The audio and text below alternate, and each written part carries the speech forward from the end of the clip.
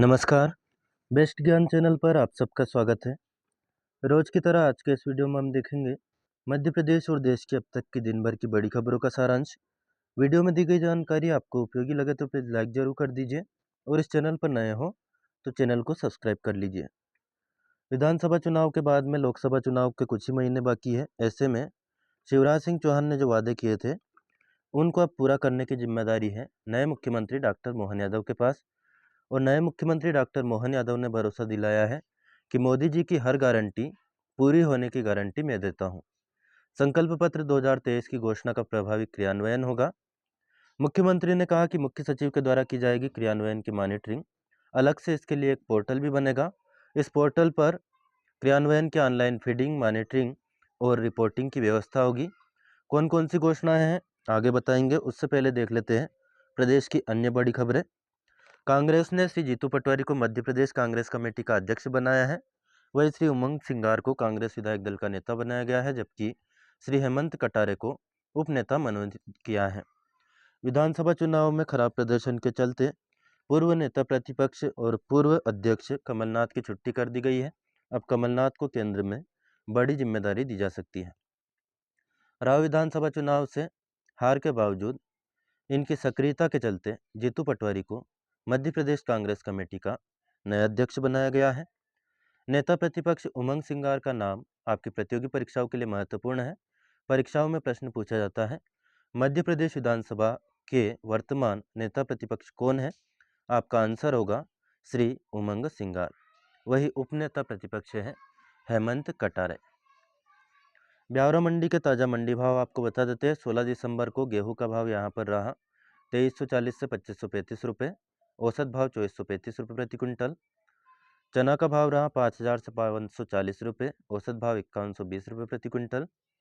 Soybean 4000 से लेकर 4875 बिकी, जबकि औसत भाव रहा मात्र 4435 रुपये। मक्का का औसत भाव रहा 2065, नीचे में 1950 और ऊपर में 2180 रुपये तक मक्का बिकी। सरसों का भाव रहा 4890 से लेकर 5000 रुपये तक। औसत भाव रहा 4945 रुपये। मसूर का भाव रहा 4575 से 5360 रुपये प्रति क्विंटल। औसत भाव रहा 4965 रुपये। धनिया का भाव रहा 5320 से लेकर 6900 रुपये तक। औसत भाव रहा 6110 रुपये प्रति क्विंटल। मध्य प्रदेश के नए मुख्यमंत्री डॉक्टर मोहन यादव ने मोदी की हर एक गारंटी को पूरा करने का भरोसा दिलाया है। मध्य प्रदेश के संकल्प पत्र में जो जो गारंटियां दी गई थी उनको मैं लगातार आपको बता रहा हूं, ताकि कोई भी नेता आपसे वोट मांगने आए उससे पहले यह जरूर देख ले कि उन्होंने जो पुराने वादे किए थे वह किस हद तक पूरे हुए हैं। मोदी सरकार ने या भाजपा ने 5 सालों तक गरीबों को मुफ्त राशन की गारंटी दी है। किसानों से 2700 रुपये प्रति क्विंटल पर गेहूं और 3100 रुपये प्रति क्विंटल पर धान की खरीद होगी। किसान सम्मान निधि और किसान कल्याण योजना के 2-2 हज़ार रुपये मोदी के और 2-2 हज़ार रुपये मध्य प्रदेश सरकार के, कुल मिलाकर 6 किस्तों में 12,000 रुपये किसानों को मिलते रहेंगे। एक साल में 12,000 यानी 1,000 रुपये महीने। एक तरह से किसानों की पेंशन चालू हो गई है, बशर्ते कि यह समय समय पर मिलती रहे।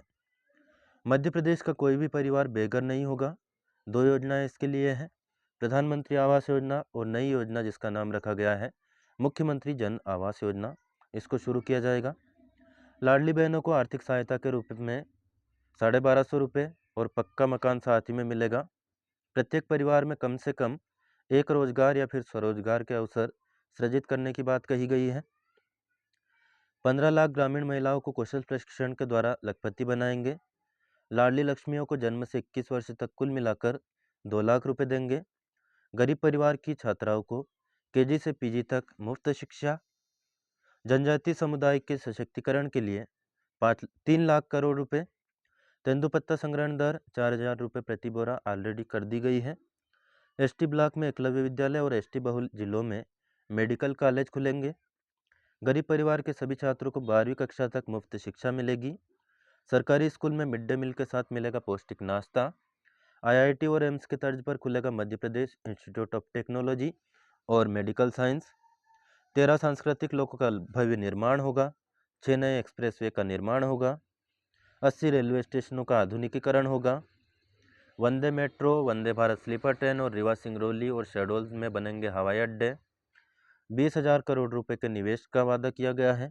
इससे स्वास्थ्य व्यवस्था हाईटेक बनेगी। हॉस्पिटल और आईसीयू में बिस्तरों की संख्या दोगुनी हो जाएगी। संकल्प पत्र में मोदी जी के बगल में जेपी नड्डा, तो दूसरी ओर शिवराज सिंह चौहान का चेहरा था, लेकिन शिवराज सिंह चौहान को पार्टी एकदम से साइडलाइन करती हुई दिखाई दे रही है। अब देखते हैं शिवराज सिंह चौहान को केंद्र में कोई बड़ी जिम्मेदारी दी जाती है या फिर मध्य प्रदेश में ही कोई बड़ी जिम्मेदारी देकर उनको सांत्वना प्रदान की जाती है, क्योंकि लगातार पूर्व मुख्यमंत्री शिवराज सिंह चौहान मध्य प्रदेश में ही डटे रहने की बात कर रहे थे, लेकिन अब उनका सुर नरम पड़ा है और उन्होंने कहा है कि पार्टी जो भी जिम्मेदारी देगी उसको वो निभाएंगे। कुछ खबरें आज के अखबारों से देख लेते हैं। हरियाणा पहली बार बना विजय हजारे ट्रॉफी चैंपियन। प्रतियोगी परीक्षाओं में यहाँ से 2 प्रश्न बनते हैं। पहला प्रश्न तो ये कि विजय हजारे ट्रॉफी किस खेल से संबंधित है? आपका आंसर होगा क्रिकेट। दूसरा प्रश्न ये कि विजय हजारे ट्रॉफी चैंपियनशिप किस टीम ने जीती है? तो आपका आंसर होगा हरियाणा।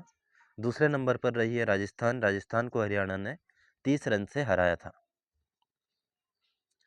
जीएसटी करदाता ध्यान दें, कृपया वित्त वर्ष 2022-23 का अपना वार्षिक रिटर्न फॉर्म GSTR 9 और फॉर्म GSTR 9C में दाखिल करें। अंतिम तिथि है 31 दिसंबर 2023। तो अंतिम तिथि से पहले आप अपना रिटर्न जरूर दाखिल कर दें। किन किन के लिए आवश्यक है यह रिटर्न दाखिल करना, यह बता देते हैं आपको। ऐसे सभी जीएसटी करदाता जिनका सकल वार्षिक टर्नओवर 2 करोड़ रुपए से अधिक रहा है, उनको यह अनिवार्य है। लेकिन कुछ लोग इसमें से भी छूट के पात्र हैं, जैसे कि input service distributor, TDS deductor, TCS collector, casual taxable person और प्रवासी टैक्सेबल पर्सन। इनके लिए यह दाखिली अनिवार्य नहीं है, छूट है। इसके अलावा जिनके लिए आवश्यक है उनकी बात करें, GSTR 9C दाखिल किया जाना आवश्यक है उन करदाता के लिए जिनका सकल वार्षिक टर्नओवर 5 करोड़ रुपए से अधिक रहा है वित्त वर्ष 2022-23 के दौरान। वित्त वर्ष कब से शुरू होता है?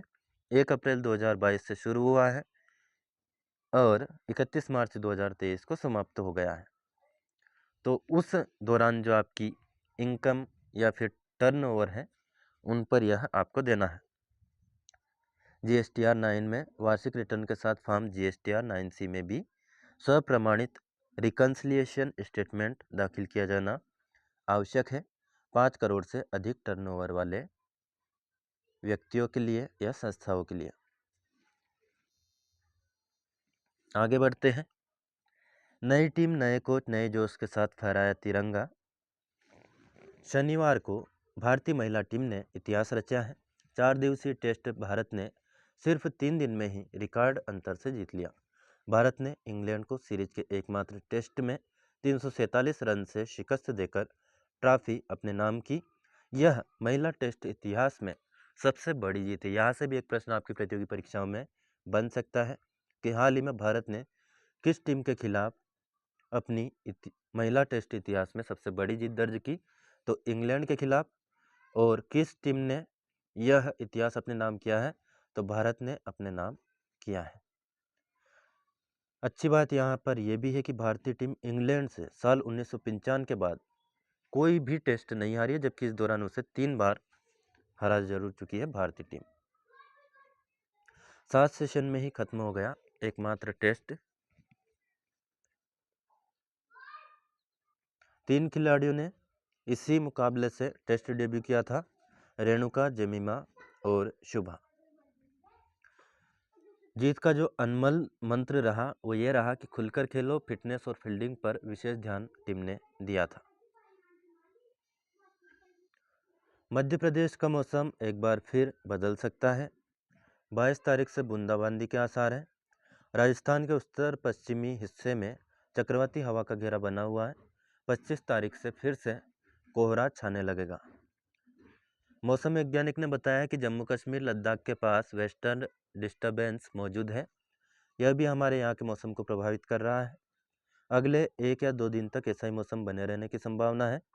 यह वेस्टर्न डिस्टर्बेंस जैसे ही गुजरेगा उसके बाद रात के तापमान में गिरावट होने का अनुमान है।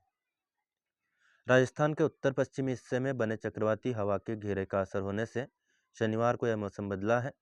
इस घेरे के कारण अरब सागर में नमी आई तो मौसम में हुए बदलाव के कारण दिन में फिर से ठंडक बढ़ गई।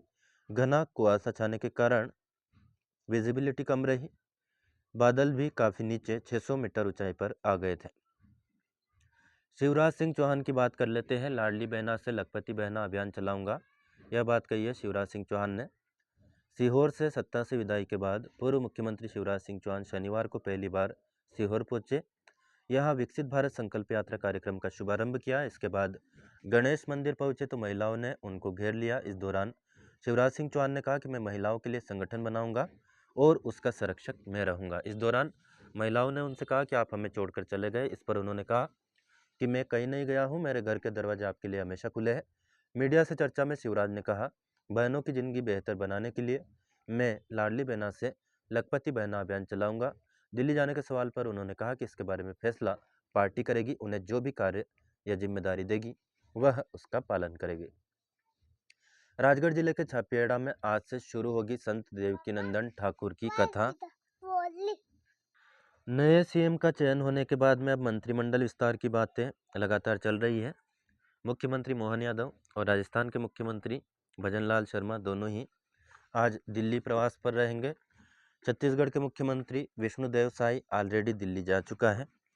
वहीं पर से यह तय होगा कि किन किन नए चेहरों को मंत्रिमंडल में शामिल किया जाएगा और किन पुराने चेहरों को दोबारा मौका दिया जाएगा। राजगढ़ की बात करें तो राजगढ़ लोकसभा में 2 लाख से ज़्यादा सोंधिया मतदाता हैं। आसपास की 5 सीटों पर भी इसका प्रभाव है। इसको देखते हुए डॉक्टर मोहन यादव की सरकार में सोंधिया जाति से ताल्लुक़ रखने वाले ब्यावरा विधायक नारायण सिंह पवार को मंत्रिमंडल में शामिल कर राजगढ़ लोकसभा सीट के सोंधिया मतदाताओं को साधा जा सकता है।